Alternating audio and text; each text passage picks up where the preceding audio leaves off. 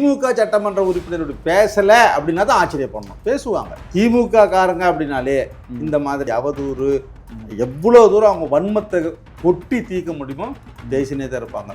வெளியில வந்தது ஒரு எம்எல்ஏ பேசுனது, இன்னும் வெளியில வராத அமைச்சர்கள், மேன்மக்கள், சான்றோர்கள்னு சொல்லக்கூடியவங்களாம் கூட எவ்வளோ இழிவானவங்களா இருக்கிறாங்கன்றத நாங்களாம் கடந்த 30 வருஷமா நாங்கள் அவங்க கூட பார்த்தீங்க. திமுகவில் இருக்கக்கூடிய அமைச்சர்கள், மாவட்ட செயலர் எல்லாருமே சாதி வெறியர்களாக தான் இருக்கிறான் 100%. அதில் தளபதி ஸ்டாலின் அவருடைய சார்ந்த சமூகம் அந்த சாதி வெறி சமூகம் கிடையாது. அவங்களே ஒரு சிறுபான்மை சமூகத்தை சார்ந்தவர். வன்னியரசனை சொன்னார், இந்த மாதிரி கருணாநிதி அவர்கள் வந்து எங்களை பொது தொகுதியில் நீங்களாம் நிற்கிறதுக்கு ஆசைப்படலாமா சொல்லிட்டு கருணாநிதி கேட்டார்ன்றதை வன்னியரசனை சொன்னார். அப்புறம் அவருக்கு இல்லைன்னு சொல்கிறீங்க. அனிதா ராதாகிருஷ்ணன் ரொம்ப மோசமாக பேசுகிறாரு, இவர் ரொம்ப மோசமாக பேசுகிறாரு, அந்த கட்சியில் எல்லாருமே மோசமாக பேசுகிறாங்க, ஆனால் தலைவர் மட்டும் ரொம்ப நல்லவர் அப்படின்னா எப்படி? அது சாதிய பின்புலம் அந்தந்த மாவட்டத்தில் இருக்கும். இப்போ சாதாரண எடுத்துங்க, அனிதா ராதாகிருஷ்ணன் சொல்கிறீங்களா, எந்த மாவட்டத்தை சேர்ந்தவர், எந்த சமுதாயத்தை சேர்ந்தவர் எல்லாருக்கும் தெரியும். விளாத்திக்குளம் மார்கேண்டையன் எந்த சமுதாயத்தை சேர்ந்தவர், எங்கள் பக்கம் சேர்ந்தவர்? இல்லை, இங்கே தான் நான் ஒன்று கேட்குறேன். இப்போது விஜய் அவர்கள் வந்து ஒரு தலித் கிடையாது, அப்போ அவர் மேலே சாதிய கண்ணோட்டம் இருக்குன்னு சொல்கிறது எப்படி ஏற்புடையதாக இருக்கும்? விஜய் மேலே சாதிய கண்ணோட்டம் இருக்குன்னு யார் சொன்னது? ஜாதி வெறியர்கள் தான் இப்படி பேசுகிறாங்கன்னு சொல்கிறீங்க, அதனால தான் கேட்குறேன் நான். சாதி வெறியர்கள் தங்களுடைய வெற்றி பறி போயிடுச்சு, அதிகாரம் பறி போயிடுச்சு, திடீர்னு வந்தவன் ஆட்சி அதிகாரத்தில் உட்காந்துட்டானே, இத்தனை வருஷமா நம்ம சுரண்டி தின்னுமே அப்படிங்கிற ஆதங்கம், வைத்தெரிச்சல், அதை வந்து இந்த சாதி வன்மத்தோடு வெளிப்படுத்துறது. இல்லை இப்படியா? இல்லை, விஜய் அவர்கள் வந்து இப்போ 8 பேருக்கு வந்து தலித்துகளுக்கு அமைச்சர் பதவி கொடுத்துருக்காரு இல்லையா, அதனால இந்த ஆட்சியே ஒரு தலித்துகளுக்கான ஆட்சியாக இருக்குன்றது ஒரு பொது பார்வை இருக்குது, அதனாலன்னு கேட்குறேன். திமுகவே பறையர்கள் கட்சின்னு தான் ஆரம்பத்தில் சொன்னாங்க. டிவிகே கூட வந்து விசிக அமைச்சர்கள் இருக்கீங்க, அஃபிஷியலாக கூட்டணி அறிவிக்கும் போகிறீங்க, அது வேறு விஷயம். ஆனால் தொடர்ந்து நம்ம வந்து திமுக மேலேயும் திரு ஸ்டாலின் மேலேயும் ஒரு சாஃப்ட் கார்னரோடு இருக்கணும். அது என்ன காரணம்? தளபதி ஸ்டாலின் மேலே வந்து சாஃப்ட் கார்னர் இருக்குன்னா இருக்கும், அதில் எந்தவித மாற்றம் கருத்தும் கிடையாது. ஏன்னா தலைவருக்கும் தளபதி ஸ்டாலினுக்கும் உண்டான நட்பு அந்த அளவுக்கு. நான் ஒரு கேள்வி கேட்குறேன். இப்போ ஸ்டாலின் அவர்கள் காலைல சொல்லியிருக்காரு, ஜனநாயக பண்பு இல்லாத ஆட்சி டிவிக்கு ஆட்சி சொல்லிட்டு, விசிக்கு என்ன சொல்கிறீங்க? ஸ்டாலின் அவர்களுக்கு ஜனநாயகம்னா என்ன, சமூக நீதினா என்ன, அந்த கட்சியில் யாரும் தெரிஞ்சுங்க இருப்பாங்களா, அவங்கள வச்சு அவர் பேசிப்பார். அவருக்கு எல்லாமே தெரியணும்னு அவசியம் இல்லை. தலைவர் அவர் தானே கிளாஸ் எடுப்பாரு சொன்னீங்க. தலைவர் அவரு சொன்னார்னா ஒபே பண்ணுறதுக்காக சொல்கிறாரு. ராசா அந்த மாதிரி யாருன்னா ஒருத்தர் வச்சு பேச வைக்கிட்டோம். அவரே என்னென்னவோ பேசுறாரு திடீர்னு. ராசாவே மோசமாக பேசுறாரு.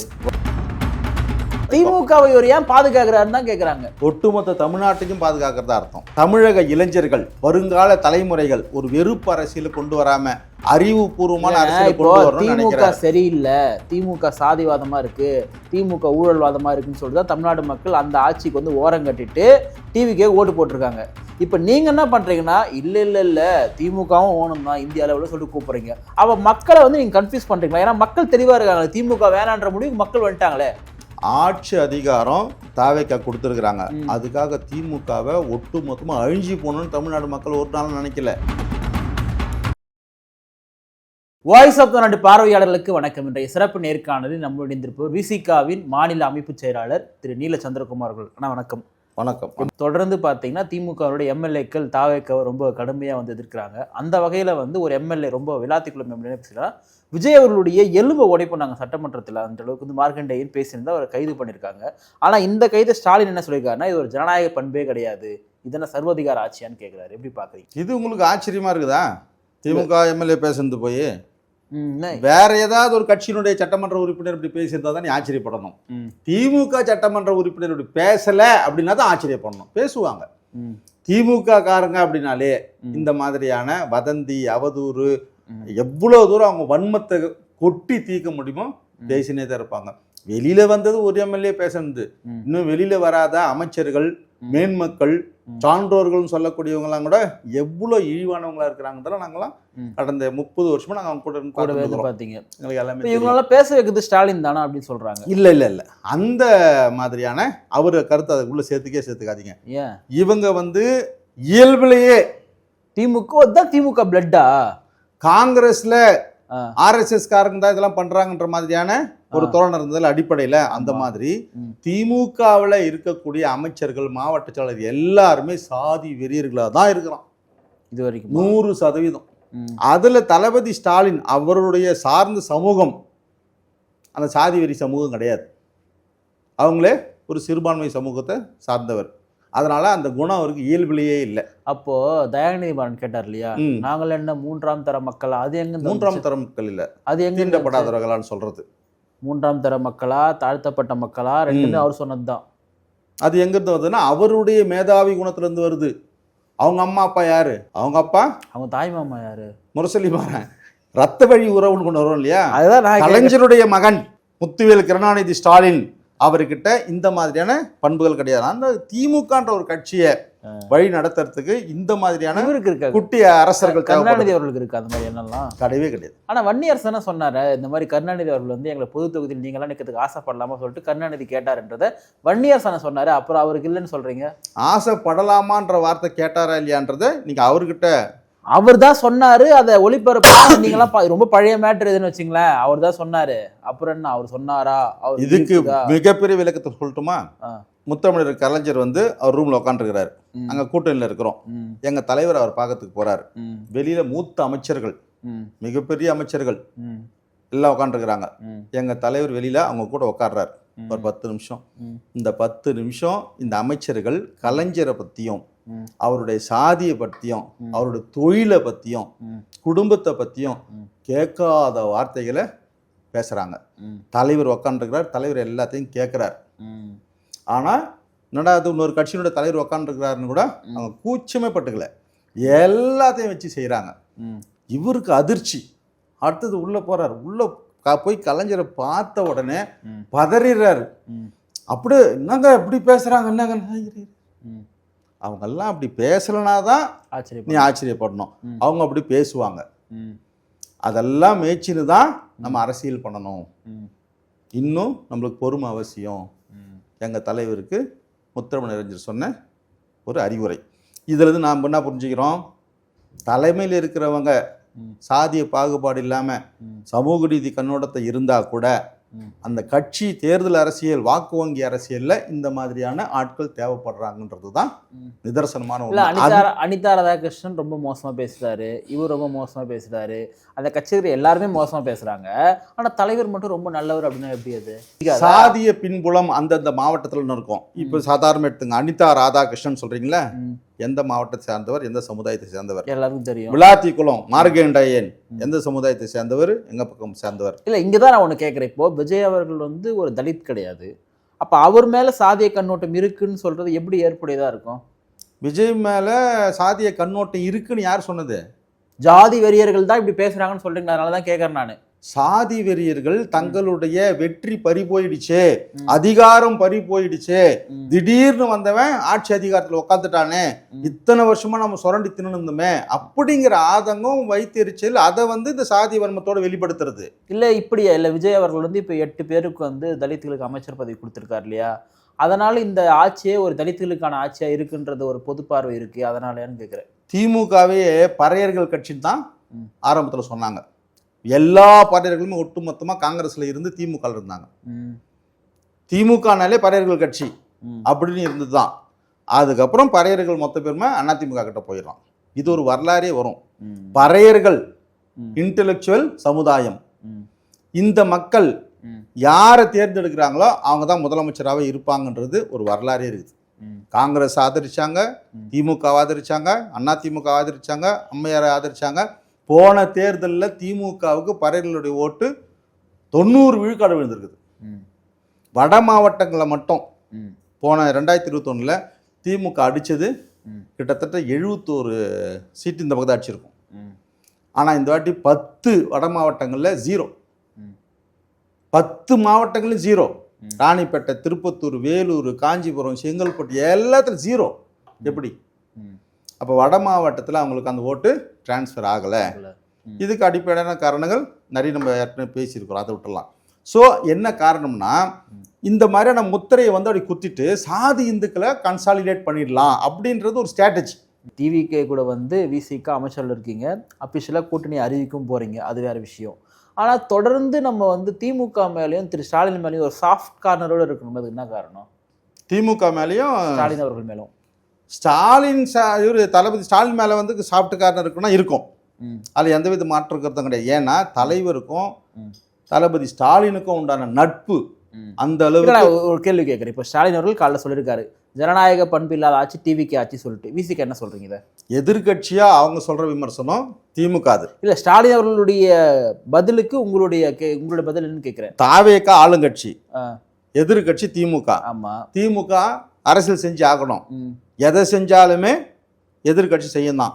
ஆமா, கடந்த ஆட்சியில திமுக ஒரு கொசு உக்காந்தா கூட ஸ்டாலின் அங்கிள் அப்படின்னு சொல்லிட்டு இவர் சொல்றாரு. எதிர்கட்சிகள் செய்யக்கூடிய வேலைகளுக்கு நாங்க வந்து போயிட்டு ஜனநாயக படுகொலையா இல்லையா, என்னுடைய பார்வையில நீ கேட்டினா, எங்களுடைய கட்சியினுடைய பார்வைன்றதை விட என்னுடைய பார்வைன்னு கேட்டா, ஒரு பாராளுமன்றத்தில் இன்னைக்கு போய் கலந்துக்க போறாங்க எம்பி, எல்லாருக்கும் தளபதி ஸ்டாலின் கிளாஸ் எடுக்கிறாரு, இன்ஸ்ட்ரக்ஷன் கொடுக்குறாரு, என்ன பண்ணணும் ஏது பண்ணணும்னு மாவட்ட செயலர்களை கூப்பிட்டு பேசுறாரு. அந்த மாதிரி சட்டமன்ற உறுப்பினர்கள் மாவட்ட செயலர்களை கூப்பிட்டு ஒரு நாள் இது எப்படி பேசணுன்ற நாகரிகத்தையும் சாதி குறித்த சமூக நீதி குறித்த பார்வையையும் அவங்களுக்கு கிளாஸ் இல்லை. அவங்களுக்கு முழுமையாக தெரியுமா இப்போ ஸ்டாலின் அவர்களுக்கு ஜனநாயகம்னா என்ன, சமூக நீதினா என்ன?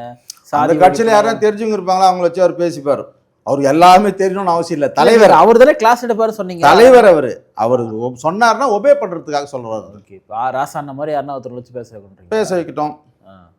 அவரே என்னென்னவோ பேசுறாரு திடீர்னு, மோசமா பேசுறாரு. ஓகே, அதெல்லாம் கடந்து போன விஷயம். இப்போ வாங்க, இப்போ அடுத்தது. இல்லை, இப்போ நான் என்ன கேட்குறேன், இப்போ டிவிக்கே கூட நீங்கள் இருக்கிறீங்க.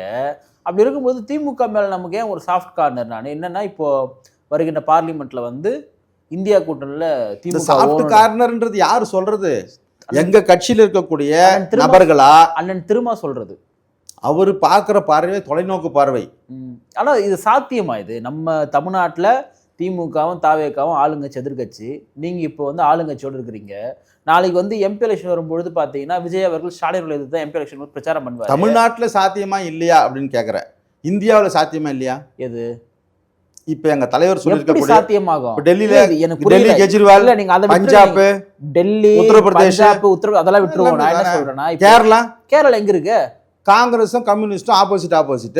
ஆனா தேசிய அளவுல இந்தியா கூட்டணியில கம்யூனிஸ்ட் இருக்குல்ல, அவங்க என்ன பிரச்சாரம் பண்றாங்க? போய் காங்கிரஸ் போட்டு போடுங்கன்னு சொல்லிட்டு கம்யூனிஸ்டோ இல்ல கம்யூனிஸ்டுகள் வந்து காங்கிரஸ் போட்டு போட்டு சொல்றாங்களா? எங்க எம்பி எலெக்ஷன்ல? ஆமா, எங்க சொல்றாங்க? அவங்களுக்கு அவங்க சொல்லிக்க மாட்டாங்க. அப்புறம் இந்தியா கூட்டணி அப்படிங்கிறது தேசிய அளவுல ஒன்று சேர்ந்துக்கிற அளவுல இருக்கு. அது இருந்துமே ஒரு பிரோஜனம் இல்லாம இருக்குன்றது மக்கள் சொல்லக்கூடியது. ஏன்னு கேட்டா ஒரு கூட வின் பண்ணல. ஏன்னா வெறுப்பு அரசியலை தொடரக்கூடாது.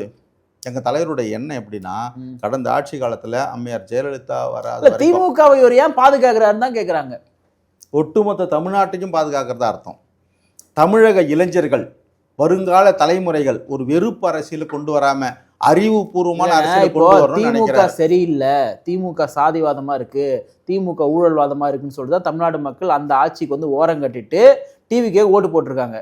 இப்போ நீங்கள் என்ன பண்ணுறீங்கன்னா, இல்லை திமுகவும் ஓணும் தான் இந்திய அளவில் சொல்லிட்டு கூப்பிட்றீங்க. அப்போ மக்களை வந்து நீங்கள் கன்ஃபியூஸ் பண்ணுறீங்களா? ஏன்னா மக்கள் தெளிவாக இருக்காங்க, திமுக வேணான்ற முடிவுக்கு மக்கள் வந்துட்டாங்களே.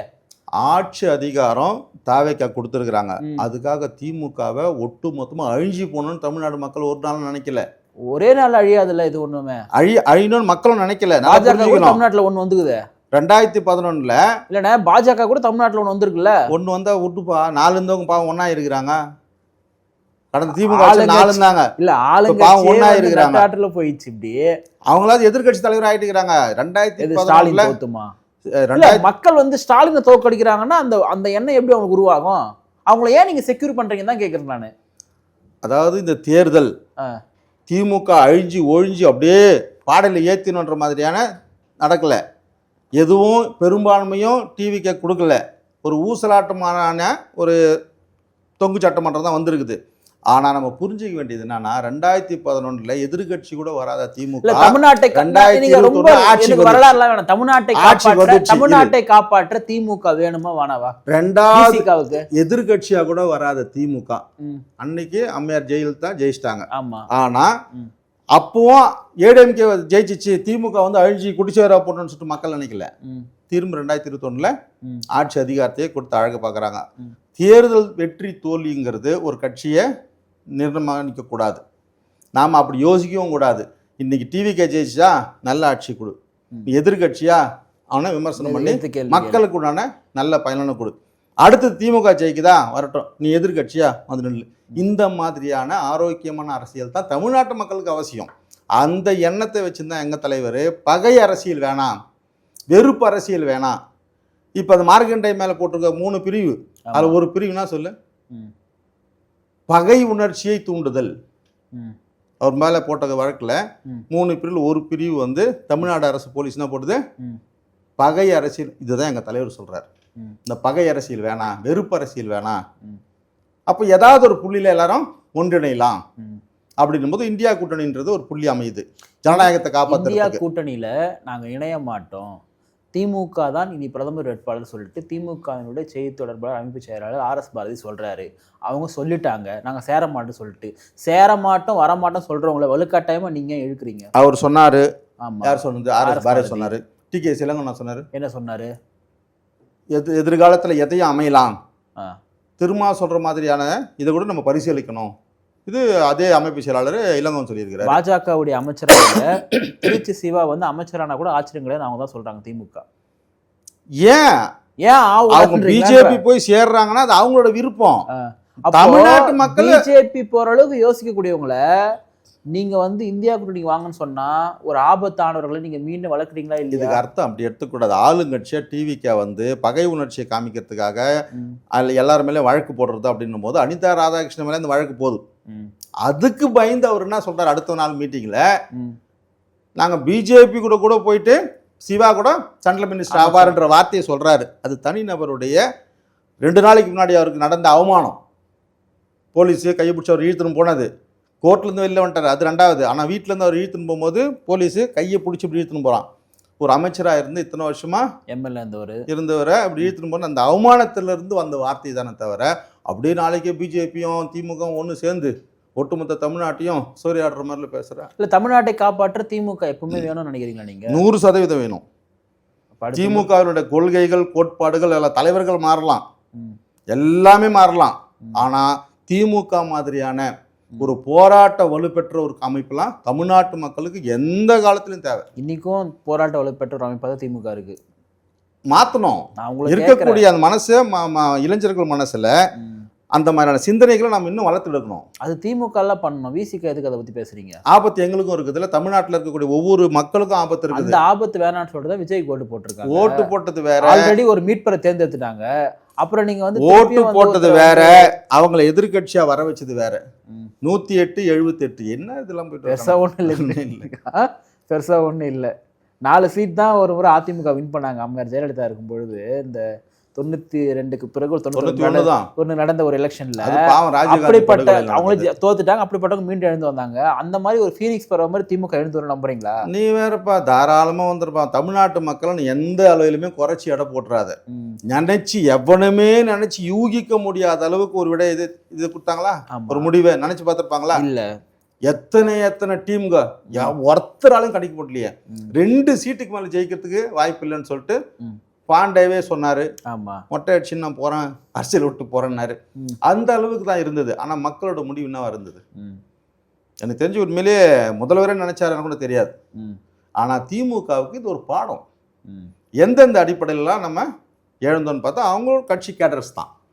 இவங்க வந்து இப்போ இந்த வெறுப்புனால கூட்டணி கட்சிக்கு மேல வந்து இன்னைக்கு எல்லா மூத்த பத்திரிகையாளர்களுமே என்ன சொல்றாங்கன்னா, அண்ணன் திருமா வந்து ஏன் திரும்ப வந்து திமுகவை தாங்கி பிடிக்கிறாரு, ஏன் ஒரு கூட்டணிக்கு வந்து விசுவாசமா இருக்க மாட்டாரா, இரட்டை படைகள் வந்து இப்ப சவாரி செய்யலாமா அப்படின்ற மாதிரி. மூத்த பத்திரிகை பேரை சொல்லு, யார் யாரு? மணி, கோட்டீஸ்வரன், SP லட்சுமணன், அவ்வளவுதான் சொல்லி எல்லாரையும் உட்கார வச்சு எல்லா பத்திரிகையாளரும் உட்கார வச்சு புதிய தலைமுறை நீங்க எடுக்கும் போது எல்லாத்துக்குமே ஒரு விளக்கம் கொடுத்தாரு. இவங்கெல்லாம் இன்னைக்கு யார் படி அளக்குறாங்களோ அவங்களுக்காக கூவக்கூடிய கோழிகளாக தான் இருக்கிறாங்க. அப்போ ஒரு 3 மாதத்துக்கு முன்னாடி யார் படியால் இருந்தாங்க? திமுக இருந்திருக்கோம். ஓகே, இது நான் தெரிஞ்ச விஷயம் தானே. அது நீங்கள் சொன்னால் நல்லா இருக்கும். திமுக காரர்கிட்ட அது லிஸ்ட்டு கொடுங்க, யார் யாருக்கு எவ்வளோ போச்சு நான் வாசித்துலாங்கன்னா அதே வந்துட்டு போகுது வெளியில். நம்ம எத்தனை யூடியூப் சேனலில் பார்க்குறோம், எத்தனை டிவி சேனலில் பார்க்குறோம். அப்படி திமுக தான் இவங்களுது, அண்ணா திமுக தான் இவங்களுது. இதெல்லாம் நமக்கு யாருக்கு தெரியாமல் இருக்குது. இப்போ கூட டிவிக்கே வந்துடுச்சு. ஆனால் டிவி மெயின் மீடியா என்ன பண்ணுது, ஒரு நெரேட்டிவ் செட் பண்ணுதா? புதிய தலைமுறை எடு, தந்தி எடு, கலைஞர் டிவி எடு, சன் நியூஸ் எடு. டிவிகே அரசுக்கு எதிரான சின்ன விஷயமா இருந்தாலும் தொடர்ச்சியாக அந்த நியூஸையே போட்டு அதே ரீல்ஸ், அதே யூடியூப்ஸ் அப்படியே ஃபுல்லாக போகிற மாதிரியான நெரேட்டிவ் செட் பண்ணுறாங்களே. ஸோ இன்னும் டிவிகே கிட்ட இருந்து மெயின் மீடியாவுக்கு பேச்சுவார்த்தை நடந்து ஒரு பெரிய தொகை போல அப்படின்றத நம்ம புரிஞ்சுக்கணும். போயிடுச்சுன்னா அதுக்கப்புறம் பார்த்தீங்கன்னா முதல்வர் எழுந்தார், முதல்வர் நின்றார், விசில் அடித்தார், ஊட்டினார், கொண்டார், எல்லா மெயின் ஸ்ட்ரீமாக அப்படி வந்துடும். இது காலகாலமாக நடக்கிற விஷயம்.